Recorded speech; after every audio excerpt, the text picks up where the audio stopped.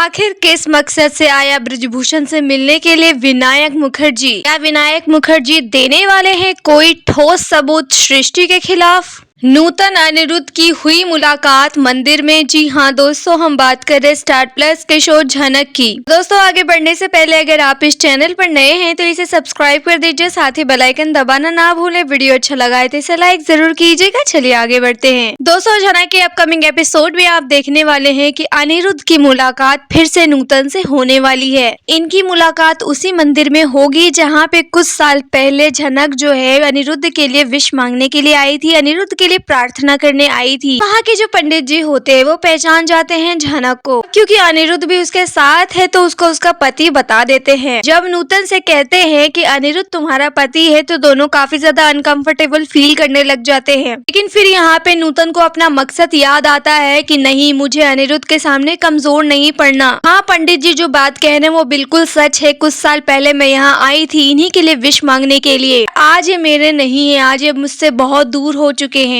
अब मुझे इनसे कोई रिश्ता नाता नहीं रखना है। नूतन जो है फिर से डिस्टेंस मेंटेन करने लग जाती है अनिरुद्ध से और वापस अपने घर जाने लग जाती है। लेकिन तभी अनिरुद्ध उसे टोकता है। अब दोस्तों अनिरुद्ध को तो बहाना चाहिए नूतन से मिलने का, क्योंकि वो नूतन में झनक को ढूंढ रहा है। अभी ना जाने अनिरुद्ध को क्या हो चुका है, वो पहचान नहीं पा रहा कि झनक ही उसके सामने खड़ी है। क्योंकि एक टाइम था जब वो झनक की आहट से उसको पहचान जाता था, लेकिन अब झनक उसके सामने आती है, उससे बात करती है। वैसे यहाँ पे तो झनक ने सिर्फ अपने बोलने का ढंग बदला है, पहनावे का ढंग बदला है, लेकिन शक्ल तो वही है। यहाँ अनिरुद्ध ये जानने की भी कोशिश नहीं कर रहा कि ये झनक है या नहीं है, और लोगों की तरह वो भी ये मान के बैठा है कि ये नूतन ही है, झनक मर चुकी है।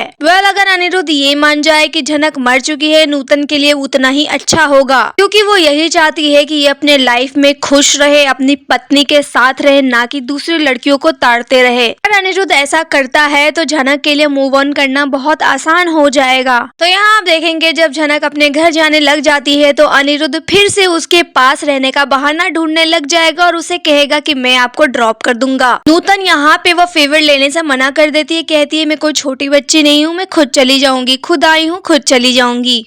वो बहुत ही ज्यादा मना करने की कोशिश करती है अनी को, पर अनी जो है मानता नहीं है और वो झनक के साथ रहना चाहता है, मतलब नूतन के साथ रहना चाहता है। वैसे तो यहाँ पे नूतन काफी मना करती है, पर उसे लगता है कि कहीं इसको मुझ पे शक ना हो जाए, इसलिए हाँ कर देती हूँ। तो यहाँ पे ज्यादा आर्ग्यूमेंट किए बगैर नूतन हाँ कर देती है और उसके साथ कार में बैठ के चली जाती है। फिर वहीं आप देखने वाले हैं रास्ते में अर्शी मिल जाती है। जी हाँ, रास्ते में अर्शी मिलने वाली है और नूतन अनिरुद्ध को एक साथ देखकर उसको बहुत ही जलन महसूस होती है, क्योंकि पहले एक झनक नाम की बला थी जो उससे पीछा छुड़ाना चाहती थी और फाइनली वो पीछा छुड़ा चुकी है। अब उसे तो ये लगता है कि अनिरुद्ध की जिंदगी में सिर्फ और सिर्फ मैं हूँ, अर्शी मुखर्जी। लेकिन उसे डर भी था कि नूतन के आ जाने से शायद अनी का झुकाव उसके प्रति हो सकता है, तो उसको जिस बात का डर था वही चीज वो सामने देख रही है।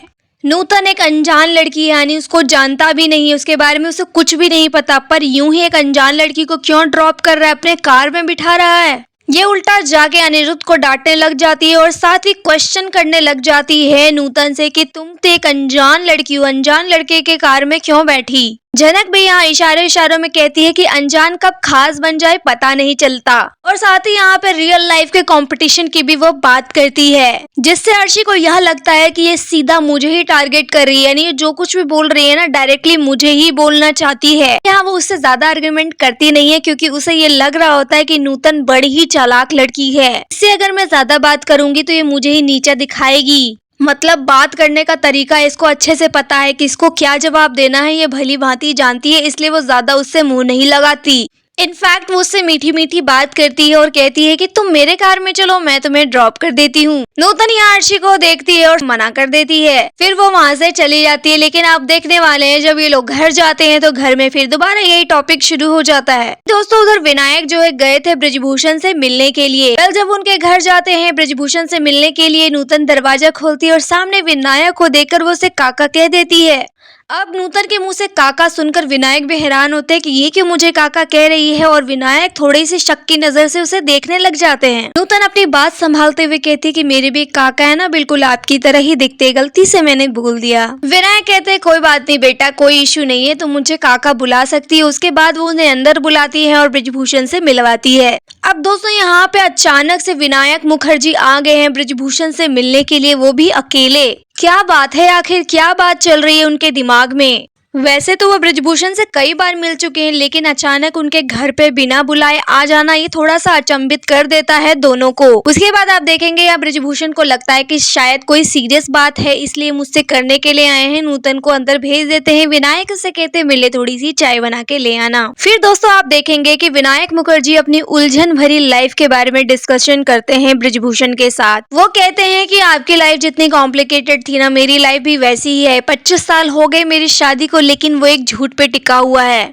और साथ ही आप देखेंगे दोस्तों कि वहाँ एक ऐसा प्रश्न कर देते हैं जिससे बहुत ज्यादा अनकंफर्टेबल फील करने लग जाते हैं ब्रिजभूषण जी और झनक। जी हाँ, वो अचानक ही ऐसा सवाल पूछ देते हैं जिससे बड़ा ही अजीब लगता है उनको। वो पूछते हैं कि नूतन की माँ का नाम क्या है, कहाँ है वो। यहाँ पे विनायक को क्या जवाब दे ब्रिजभूषण समझ नहीं पाता। वो सीधा सीधा कहते हैं इनकी माँ गुजर चुकी है और जो इंसान इस दुनिया से चला जा चुका है उनके बारे में बात नहीं करना है। और आप क्यों जानना चाहते हैं इनकी माँ के बारे में? और यहाँ बात करते करते विनायक मुखर्जी अपनी दास्तान सुनाने लग जाते हैं। जी हाँ, वो अपनी और सृष्टि की प्रेम कहानी को सुनाने के लिए लग जाते हैं। फिर यहाँ पे ब्रिजभूषण बड़े ही ध्यान से सुनते हैं इन चीजों को। यहाँ एक बात है कि विनायक मुखर्जी जो भी कहानी सुना रहे हैं उसमें से आधे से ज्यादा तो ब्रिजभूषण को अच्छे से पता ही है। इनफैक्ट नूतन को भी पता है क्योंकि उसके पिता ने खुद सुनाई है। दोस्तों यहाँ पे मेन क्वेश्चन ये है कि विनायक मुखर्जी आए क्यों हैं? तो हो सकता है कि उनके पास सृष्टि मुखर्जी के खिलाफ कोई ठोस सबूत हो जो वो देना चाहते हो ब्रिजभूषण को। क्योंकि जिस तरीके से प्रोमो में दिखाया था कि सृष्टि मुखर्जी को विनायक मुखर्जी ही एक्सपोज करेंगे, तो उन्हें भनक लग गई होगी कि ये झनक है, यही है सृष्टि मुखर्जी के पहले पति, और सृष्टि को एक्सपोज करने के लिए वो उनका साथ मांगने के लिए आए हों। वेल दोस्तों 100% चांसेस तो यही ही लग रहा है। वहीं बात करें सृष्टि मुखर्जी की एनिवर्सरी की, तो वहाँ काफी ज्यादा धमाका होने वाला है। ऐसा कुछ होने वाला है जो सृष्टि ने कभी एक्सपेक्ट नहीं किया होगा। अब इस पार्टी में विनायक ने तो पहले ही कहा था कि मैं ब्रिजभूषण जी को और नूतन को बुलाना चाहता हूँ। सृष्टि इसके खिलाफ थी, लेकिन वो फिर भी उन्हें इन्वाइट करने के लिए आए हैं। वेल आप देखेंगे पार्टी में कई लोग आएंगे, सब लोग नाचेंगे गाएंगे, काफी खुश होंगे। सृष्टि मुखर्जी काफी ज्यादा खुश होगी, एक्साइटेड होगी कि ये बहुत अच्छा दिन है मेरा, लेकिन वही अच्छा दिन बुरे दिन में बदलने वाला है जब एंट्री होगी ब्रिजभूषण और नूतन की। जी हाँ दोस्तों, पार्टी में ब्रिजभूषण नूतन आए हैं तो पार्टी इतना साधारण तरीके से नहीं जाने वाला है। जरूर कोई बॉम्ब फोड़ने वाले हैं विनायक मुखर्जी यहाँ पे। इन दोनों ने आखिर ऐसी क्या बातें की है, क्या सीक्रेट शेयर किया है, वो तो आने वाले एपिसोड से क्लियर हो ही जाएगा। और ऐसी कौन कौन से सबूत इन दोनों ने इकट्ठे किए हैं सृष्टि के खिलाफ जिससे सृष्टि बच नहीं पाएगी, वो देखना भी काफी दिलचस्प होने वाला है। दोस्तों अब सृष्टि का बचना थोड़ा सा मुश्किल हो चुका है क्योंकि दोनों पति उसके खिलाफ हो चुके हैं।